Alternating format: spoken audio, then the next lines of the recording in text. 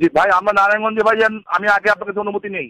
আমাকে হাতে অস্ত্র নিতে হয়েছে, মুভ করা যাচ্ছে না। আমরা এখন দৌড়ায় পানির নামে সব পুলিশে, অস্ত্র ছাড়া মুভ করা যাচ্ছে না। আমরা এখন দৌড়ায় পানির নামে সব পুলিশে। হ্যালো, আছে এখানে মিটিং করলাম তো। জি ভাই, বাইতুল মুকাররম মিটিং করলাম। জি ভাই, আমরা নারায়ণগঞ্জে ভাই, আমি আগে আপনার কাছে অনুমতি নেই। ওরা থানা অ্যাটাক করতে গেছিল, পুলিশ কিছু করতে পারতেছিল না, সাহায্য চাইছে। আমাকে হাতে অস্ত্র নিতে হয়েছে।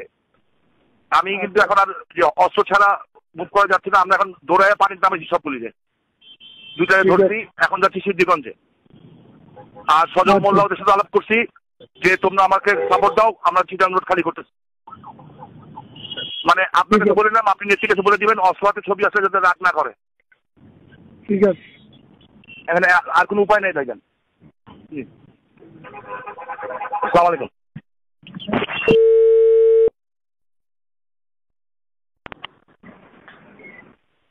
স্বামী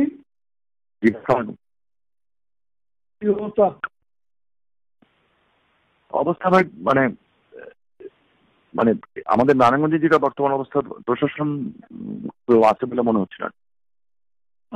তো প্রশাসন কেউ আছে বলে মনে হচ্ছে না আর কি, নারায়ণগঞ্জের যে বাস্তব অবস্থা যেটা আপনাকে বললাম। পরে আমি না পেরে স্বরাষ্ট্রমন্ত্রীকে ফোন করলাম, এসিসিবি চিফকে ফোন করলাম।